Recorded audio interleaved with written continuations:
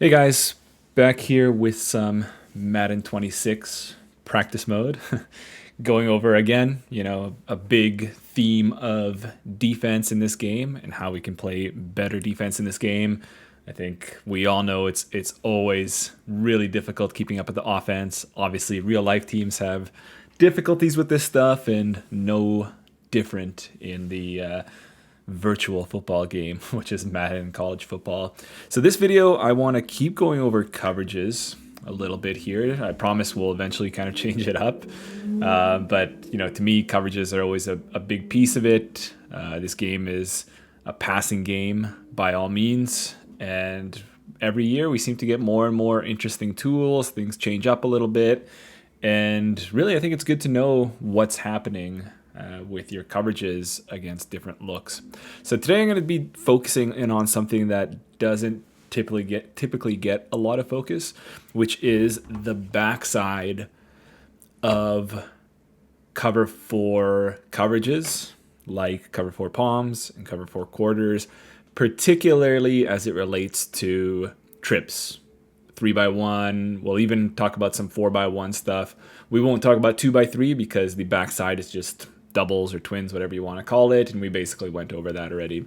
So on the front side, I already went over how palms works, where it's playing kind of this special stubbies type of thing. I don't think I did the quarters video, but by all means, quarters is running trips a little bit differently, but more or less you are matching those routes on the right side, or sorry, on the strong or the trip side, and then on the other side you're matching routes on the weak side. And in many cases, especially for palms, those two sides are kind of separate from each other. In quarters, it's a little bit of a different story. But I think usually the love and attention and care goes on the strong side, and that's probably fine. There's more receivers over there. Typically, that's set to the field. A lot of opponents are looking to set up some nasty route combinations over there that you need to have answers for. But on the backside, do not forget about it, because there's some interesting things we can do here, and there are some kind of negative things to it. Certainly, when it regards to default alignments, default coverage, default assignments, those types of things that you might not even aware are negatively hindering you. So let's talk about it. Okay, so to me, on the backside here, and I'm not going to talk about the cover two backside, so that you might see in cover six, or even cover six invert, or cover six Willie. Those are all kind of cover two, cover five type of family stuff. We're just talking about the backside of really palms and quarters. And to me, the way that we can really simplify it is on the backside, on just these regular split trips, is you're playing man-to-man on both of those guys. So it depends on what you want to call this. I would just call this lock. There isn't really much matching going on here. It's straight up just man. And let me reset this. When we look at this, it kind of, even though we know it's match, it's it looks good. You got those zones on the field. Guys are going to relate off of different route combinations and so on. We should be good. But really, and especially on the back end, this isn't too much different than cover one. Like, let's be honest. And how much cover one are you really running? So this is, by all intents and purposes, a predominantly man-oriented man-match coverage. There are three guys here that are not matching anything. They're just playing straight up man. Okay? And then but I mean, there are some caveats to it, and we'll get into that for both of these guys. But the last guy, real quick, depends on if you're playing quarters or palms. So he doesn't have in palms, he doesn't have a primary responsibility. I would say this is a poach player, meaning that although he has no primary responsibility, he is expected to help out on, well, it could be a variety of things, but predominantly deep crossers coming over for the strong side. As you see, like in the typical four verticals, you have oftentimes the number 3 going on this deep crosser. And oftentimes, that safety is in the best possible position to cover that, and so he can do that. In reality, that's not really the case. So I'll just play this out really quickly for verticals, and maybe I'll just spy off, Crosby and a couple of these other guys just in case. What happens, and we know on the front side that the safety covers, and perhaps I threw this a little bit too early, so you're gonna have to bear with me right here so I don't do that again. What this backside safety really does is he really just plays his inside quarter zone. You see, like he kind of looks like he's going to match certain things. He kind of looks like he's trying to find work. But really, to me, this is just a spot drop zone that this guy's playing. So on the backside, you actually have absolutely no matching in palms. So you have lock. You have this guy on the backside is man-to-man, absolutely everything. Okay, absolutely everything on the back. And then I would say this quarter flat is almost man-to-man on everything. Okay, so this quarter flat is, and by the way, we're not done with this safety. We'll get to him. But this quarter flat is going to cover the back no matter where he goes. Now, if the back stays into block, then it's a little bit different than pure man-to-man, because if the back or the linebacker was in man-to-man and the back blocks, he would just turn into a spy, and then he's kind of, in some cases, useless. But in this case, if the back is blocking, what he'll do is at least he should, he goes into kind of his flat zone area type of thing.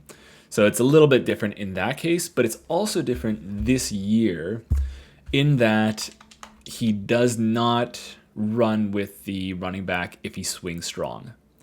Okay, so I believe in last year and certainly the years before, if the back would swing strong, he would go with him across the field. Now, in this case, against Palms, that's not a good thing because you have absolutely nobody to cover him. Okay, so if you're looking for a free, easy Palms beater, there you go. There you have it. So the problem here is either his responsibility is wrong or his responsibility is wrong. So what I would actually do is first of all, I'd rather play something different on the back end. We'll get into that. But I would rather this guy just plays the back man-to-man everywhere he goes, because that's easy, that's kind of predictable, that's easy to program for the developers. In this case, you could also say that if the back were to swing strong, the linebackers can funnel that. So if you swing strong, the Mike might be in a better position to come on that, so the Mike can kind of push out with the back, and then this quarter flat takes over basically on the 3 receiver hook, where he would cover, he'd post up on that crossing route temporarily like you saw, but also cover any sort of shallow crossers coming from strong to weak, and then if nothing's there, just back to kind of his flat type of rules. So either there's a bug and for some reason he's no longer covering that, or the EA and the devs were thinking about funneling these two guys, and this guy just isn't doing that. So there's a bit of a issue there. Ironically, if he were to motion strong and then swing strong, then the quarter flat will take him. So it's kind of bizarre to me. It's kind of, just done in a strange way to me. So there's some bugginess to be had there that wasn't there in previous years, so definitely keep an eye on that. The other thing is, and I'm not going to go into it, but and maybe I'm already talking too much about the strong side, but in true quads, where it's not 1x4 with the fourth being the back, where it's 1x4 and there's 4 receivers, it seems like, and I don't think this was the case before, but it seems like quarters and palms completely breaks down and just spot drops. So I would avoid these coverages when you're coming up against quads. Anyway, just a side little note right there. Okay, so that's basically it in terms of really the rules of it. I'm also going to just talk about how this differs in quarters, and then we're going to get into some of the nitty-gritty of the technique on some of these guys and how we can improve this for ourselves. So in quarters, things don't change other than alignment on the strong side and obviously assignments on the strong side. This guy still has the same rules. In this case, it's not as bad because we have a quarter flat now on the other side that doesn't match. So you can be comfortable there having that backswing strong because we know that there's essentially just a zone there waiting for him. So I like quarters in that case. Okay. And then on the backside here on the corner, again, man-to-man everywhere he goes. There's nothing interesting there in terms of rules, but certainly lots interesting to talk about. The big difference is that this safety is no longer playing a poach. He's basically playing in this solo system where now he actually has a responsibility, and that's on the strong side. Because now in quarters, we've known this, people have made a million videos of this stuff, but I'm just regurgitating it here. The safety now doesn't relate to number 3, he relates to number 2. So who needs to relate to number 3? I mean, there are some interesting ways that you can get the mic to cover this vertical. We'll cover that in a different video. But in this case, it's actually this backside safety. And that's all well and good. That's nice because especially like if it's a tight end here aligned on the end line of scrimmage, that's a reasonable thing to ask this backside safety to do. If you have detached open trips, then it might not be a good idea because, you might have a Tyreek Hill type over there and you have to travel from one side of the field to the other just to pick him up. But I also don't really like it in general for a number of reasons here. Okay. Number one is he doesn't do a good job really covering anything. So certainly if you get this type of thing, let me just stem this up a little bit. If you get a deep kind of out route from the tight end, the safety has to take him. Okay. And he's just really extremely out leveraged in this case. And so you come across situations like this where the tight end is not just open, but like completely free. And in that case, I kind of, didn't make the most of it, but you can see how that could be a big play waiting to happen. On top of that, where you are leveraged by position right here, even this, he doesn't do a good job on. Okay. And he used to, like in previous years, for whatever reason this year, and I think it happened after the first patch, he plays it much worse. Okay. He plays it much worse. So you'll see he kind of he goes inside. Like, I don't actually know what he's even doing. Like, he's going to go try to play a deep third. And then once the tight end crosses his face, then he's like, oh yeah, I need to cover him. Like what is this? He's, he's looking into the stands way over, like he should be right here. He shouldn't be way over there, doing nothing. And then, he just runs right past him. Okay. Now you can obviously go and say, that's a pretty good guy to user.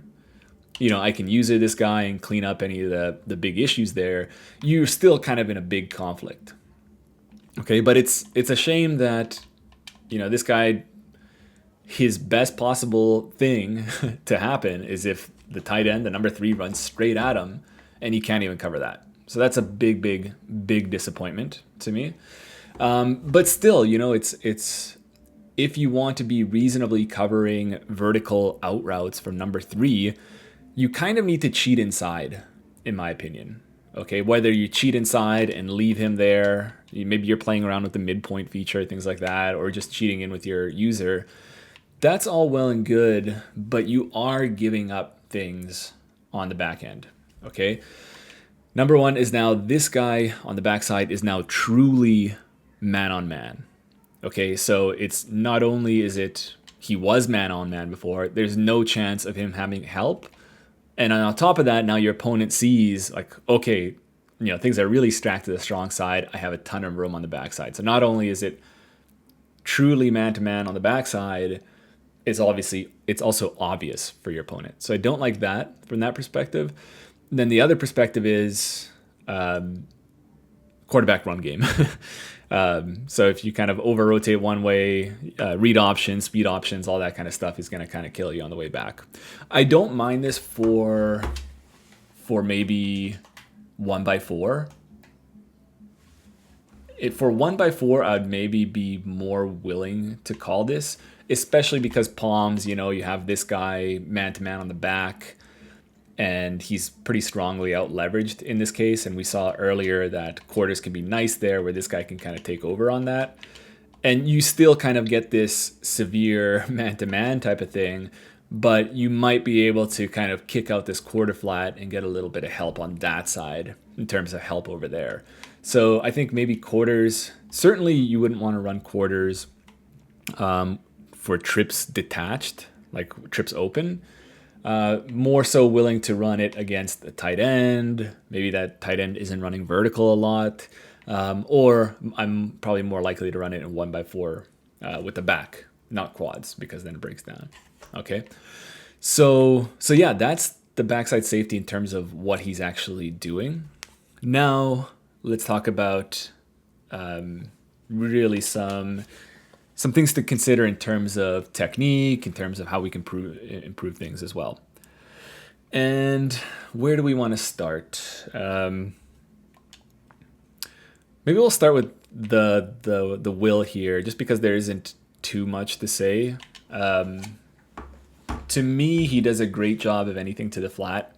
I think you don't have to worry about him there. I think any of these kind of table routes and wheel routes and things like that, I think he does a fantastic job, and you can kind of be comfortable with that. There's been previous years that even with decent alignment, he gets easily out leveraged, but I think it's nice this year. He doesn't lose the wheel route, all of that.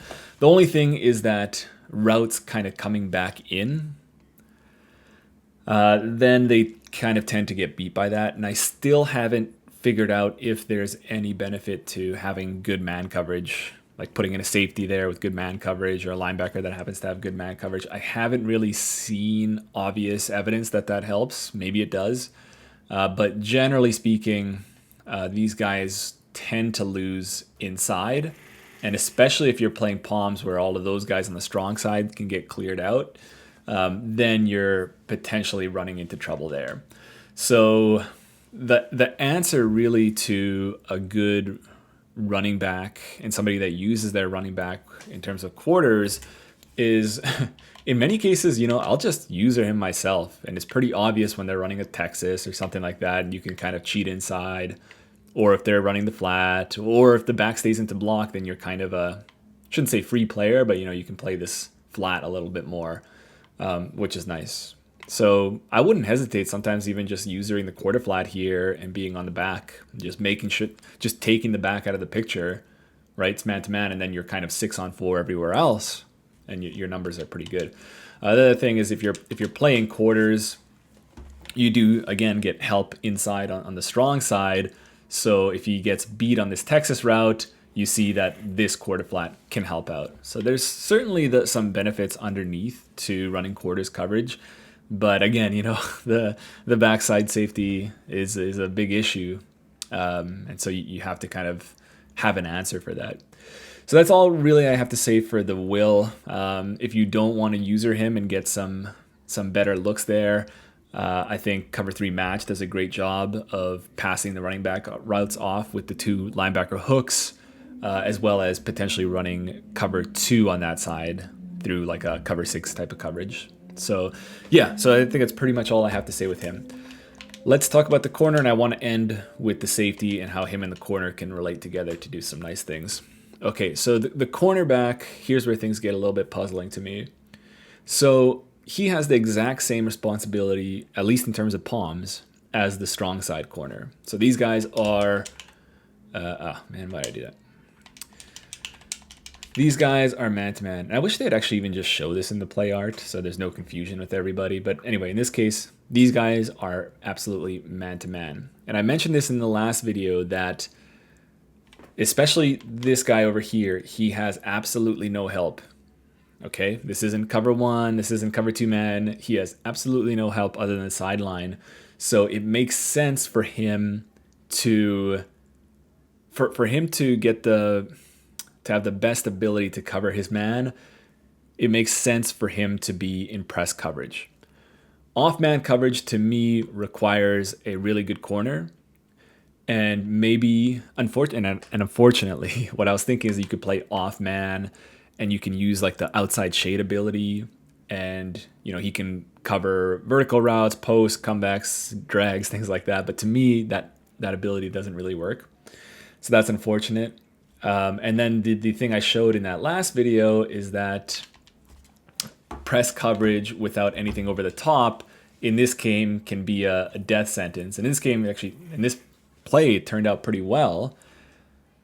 But if you play press in this game without help over the top, it's like at least a 50% chance that it's going to be a touchdown over the top. So you just can't do that. But luckily for us, that strong side corner now is played in a slightly different position, kind of a weird position that you don't see anywhere else. And it's certainly a dead giveaway that you're playing palms over there. But this allows you to kind of play a soft press. I'm a little bit puzzled why they chose to do it this way rather than just taking out the animation and giving him a regular press look. But in any case, what's nice about this that certainly wasn't the case before is that he's not going to get hands on the receiver, meaning that he's not going to get beat over the top. And I promise this is going to relate to the backside guy, but I just need to talk about this first. But also, he's in a good position to play the drag underneath, right? So that's really, really nice. Now, he can still get beat on the comeback for sure, and then you have to start thinking about other things if you get beat on the comeback. But this is really, really nice. As opposed to, let's say, how do we want to do this? Maybe I can just do show 3. As opposed to off alignment, like if you were, showing 4. In this case, I didn't have show 4, but if you have an off alignment before, then he's way out of position to play the drag. Actually, in this case, he played it really well. Yeah, that's very interesting. I wonder if it's a show 3 type of thing. Let me back this guy off a little bit, just manually. Yeah, this is kind of usually, and this is what I showed in the previous video. If he's off, he's going to let those drags go underneath, and you typically don't have any help underneath. So I'm surprised they didn't do the same thing on the backside. Okay, because now on the backside, you have two options. You have two options really as a defender, as a user, as you watching this video. You can play off, and you will be able to cover the streak here, the fade here, no problem. But if that receiver runs underneath, again, these guys are covering really well. I don't know what it is, and this is Nico Collins. This is kind of a little bit puzzling to me. Why these Raiders? Okay, this is kind of what I'm used to seeing. He has no help underneath, and he's not in a good position to cover that drag route. Collins, and it doesn't need to be like I've tried this with regular receivers as well, and good corners as well. Corners with outside shade, like the Surtain, those kind of guys, they get beat on those drag routes, and that makes sense, right? Like even if they have a slight inside leverage, which they should, they're 8 yards back, so naturally by geometry they're going to get beat on that. Okay, then the option is to press. So if you press, okay, he got beat there. Oh man, this video is not going my way. But what I find, and maybe it's just because of matchups at this point, but what I find often is the case, I think it's definitely a matchup thing, is the press will do a really good job of shutting down underneath routes. But then, in this case, definitely Nico Collins is just going to shred him. And he doesn't. Wow, it's always going to be the opposite case for this video. Anyway, we know this press, 50-50 chance, basically, you're going to get this. Okay, great. Was hoping that would be a little bit smoother for y'all, but that's okay. Okay, so basically you as a defensive play caller in this Madden game, you're kind of in a lose-lose type of situation right there. And you can't really, I've tried lots of different things. I've tried like putting this guy in a third. He also gets the jam animation. If you put him in man-to-man coverage, and then if you shade up, then you don't get the jam. And so you're able to get the benefits of good position on the drag, good position to not get beat over the top. But then, as you guessed it, if we shade up, now this guy turns into a curl flat, all of this zone, all this match stuff is going to get busted. So we can't use that, unfortunately. So to me, the backside corner is kind of in a pretty big predicament. Okay. So what I do now as my base, okay, and this ties back to the fact that this safety doesn't do a great job. Okay, so I'm gonna take a quick sidestep and then I'm going to round off by how these two can interplay with each other. In palms, again, we can basically assume that this is the coverage. We have man-to-man on the two outside wide receivers and the back, and we're playing triangle coverage over number 2 and number 3. So now this backside guy, as I was saying, as I showed, he's basically just a deep zone, kind of drifting off into la la land, doing absolutely nothing. So he is we've known this since this coverage came out. You know, the weak side safety is somebody that you might want to use here. But I think the temptation here, and like the first thought that might come to your head is, okay, I'm going to use that guy and I'm just going to freestyle around. I'm going to lurk things. I'm going to pick the ball off, run it back for 6, win the game, all that stuff. But the reality is, and this has been the reality for a few years in this game, is usering is much, much more difficult, okay? And the game is really, really quick. And you can't, like previous years, be on the middle linebacker and covering like 2/3 of the field with one guy. Okay, it's just not the case here. Now, for me at least, and I wonder for you all as well, and let me know what you think, and maybe give this a try, and let me know what you think after that. I like to actually have rules for how I use her. I don't like to just kind of go over the middle and hope for the best. I'm actually looking at, I'm playing the match rules. Okay, and if there aren't any match rules like this guy, I will create match rules so that there's, a clear order of things I'm checking. And I find like I can be much more effective that way because I'm actually looking for certain things to do. Okay, and I'm playing off the rest of the coverage. Okay, I'm playing off the rest of the coverage where I know I have help in certain situations. Like I know this 3 receiver hook does a great job of covering shallow crossers from the strong side. So I don't necessarily need to think about that. I do know, however, that my backside corner struggles. Okay, and I do know that deep crossers are an issue as well.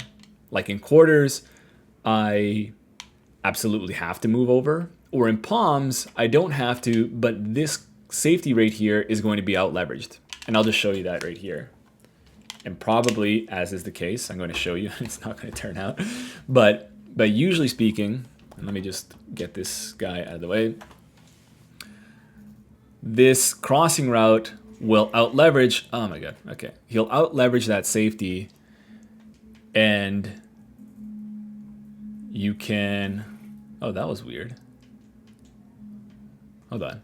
Little tangent right here. What happened here? I think maybe it's just because of the crazy reroute that we got from the defensive end. We had this weird switch with the nickel and the safety. Kind of bizarre. Let me move this guy out just so I don't get that weird behavior. So that safety tends to let, oh my God, this pressure, it's crazy. Okay, so here's what I'm gonna do. I'm gonna spy this guy off. I'm going to, with my pinky, okay, this is driving me nuts. Okay, there we go. That safety tends to let these crossers cross his face. And even though, like, I would say that's pretty good coverage, and in many cases, okay, this was a good safety, but even average safeties can undercut that. So in many cases, you could say he does a good job there, but I am speaking from experience that this safety will get beat on deep crossers if you leave him alone. Okay, just simply playing the game, this guy will get beat, especially against, faster receivers type of thing. So that's kind of what I'm thinking about when I'm playing this safety right here. How can I help the backside here and the front side simultaneously? Okay, so here's my check. Okay, and there's a few different thoughts here, but my check is on the backside. I am putting that corner in an outside third. Okay, and I'm using the backside safety right here. So what I'm trying to create right here is something not too dissimilar than a cone type of coverage, where we're basically playing a double team on the backside guy, but we're not playing a hard double team where we're both covering him everywhere he goes. It's simply like when I put this outside third here, this is basically mod coverage or mess coverage. So he's got the wide receiver everywhere he goes unless he runs underneath. Okay, so let's just show that. So let's go, let's do a little out route right here. If we do this, that third will match him, which is great. Okay, leveraging the sideline right there. Even if I threw that at better timing, that's a difficult throw. Although I will say, basically everything in this game will get beat by a comeback route. So that's one thing to keep in mind. For whatever reason, not many people use them, so not too much to worry about. But then the other thing is this deep third will not cover drag routes. And so now the first thing you check at snap is number one going underneath. If he wasn't like before, you let him go. You forget about him. You totally forget about him. But if he runs underneath right now, you slam down on that and you cover that. So now you have the ability, obviously I don't need to show it, but if it's a fade, we've covered the fade. And if it's a drag, we're covering that with our guy. Okay, pretty nice, right? Now there's a few more things to say. Let's talk about the crossing route on the backside, okay? So let's go, number one isn't underneath right away. Okay, now let's look to the strong side. Again, that pressure just comes in crazy. I wasn't even able to show that, but you kind of get the point right there. Let's put him back in that deep third. Crossing, he doesn't go underneath. We move over here and help. Okay, so we basically got a bracket there on that deep crosser right there. Now, here's the beauty of it. And I'm really gonna have to just spy these guys off. Here's the beauty of it. I'm going to just do this so I can run my offense with two controllers. So I'm just going to pre-commit the safety down here. If he comes down, because the corner is no longer playing man-to-man on the receiver coming down, he can now help on those crossing routes. Pretty nice, right? So you kind of get this, just swapping effect where one covers the receiver and the other one helps on deep crossing routes. So that's really, really nice. There are some other ways that you could think about doing this that I don't really run. You could kind of read the release of number one. So you could say like, okay, you press number one and basically swap the idea. So if he goes underneath, you could say, okay, my corner is going to do hopefully a good job on him. He usually can, but I think in this case it's just this extreme ratings mismatch. Okay, I don't even know who's the corner here. Kelly, I'm not sure if he's any good. Okay, but if you get a fade, then you might have to go help. And maybe you can kind of cheat over where it looks like you're helping and then you're cheating over late to cover the deep crosser. I would kind of prefer the other one. I don't know, you could kind of play around with this where you can put this guy in press and then just kind of cheat over there. Not even cheat over there, just peek over there. If he gets an outside release, you might need to go help him. Which is kind of funny because this is typically the thought for cone, these types of coverages. If the safety sees that outside release, in real life, he'll tend to let that guy go because the corner has him. But in this case, it basically means that the corner's beat. So we have to go help him. So it's a little bit reversed and then already reversed in terms of what I kind of told you before. But the idea is simple. It's really just like we're playing a double on number one and whoever ends up not taking him will help on the strong side. So you're getting the most out of this. You're getting the most out of this guy, in my opinion. Okay, you could, leave it just this way, right? You could just leave it this way. You both kind of come down on here and just hope that the strong side safety is able to cover those deep crossers. Sure, you can do that. But yeah, I wouldn't. And And you could also kind of change things up a bit. You can maybe swap your roles right here where this guy's on the back, and then maybe you can use this guy for whatever reason. So there's things you can kind of play around with. The one last thing I'll say, and I should actually just verify this on the deep third, but let's say you get this type of action. Okay, so we're saying that we're going to help on underneath drags because that's where this guy needs the most help. We're not going to help him on fades, on out routes, things like that, because he's going to leverage the sideline there. Okay, but what about things like dig routes? Okay, what about things like dig routes? So if we let this ride, you see that the backside guy tends to get beat by that, even though he should have kind of inside leverage. One thing that I don't use enough of is the route commit.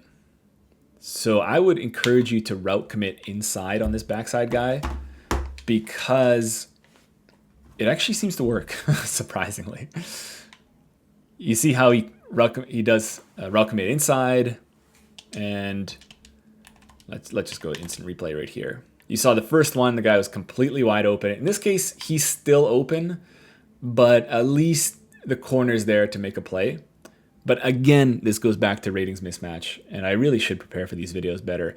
But from what I've seen before on equal rating, what'll happen is the corner actually goes, like, he'll be like right in front of him. So it's not a situation where now he's better positioned to make a tackle. He's actually in a position where he can, intercept the ball or completely cut that off. So that's something you should consider. The other thing is, I think in general, outside thirds play in breaking routes better. Slants, digs, posts, things like that. So I think you don't even need to necessarily do it here. So yeah, I don't know why that is, because as you saw there, and let me just show the instant replay, he even kind of puts himself into an outside position, the corner, but he just kind of has a better technique, I guess, on that dig, and he ends up winning inside. So not only does the outside third allow you to do some cool things like I showed you there, I think he just plays better. He covers post better. I think even slants, like I would probably slam down on a slant if I saw that, but I think even slants, they do a great job. Oh no, he leaves that. Okay, never mind. Okay, so slant in this case, he leaves it, and you should go cover that. But everything else, I think he does a good job, except for comeback routes. These are just a killer for anything basically that isn't Tampa 2. Okay, even if you were to press that trail man, comebacks are getting open in this game. So hopefully your opponent doesn't know that. If they do, you're going to have to do something else. And that something else, as far as I know, is Cloud Tampa 2. I'm going to be looking around to see if there's other things. But for now, for kind of fades, drags, crossers, things like that, digs, I think this is a really good answer. I think that's pretty much everything I wanted to talk about. I think so. We'll do another video soon. I don't know on what. Maybe in the comments you'll leave something that's particularly vexing to you. But until then, we'll see you guys.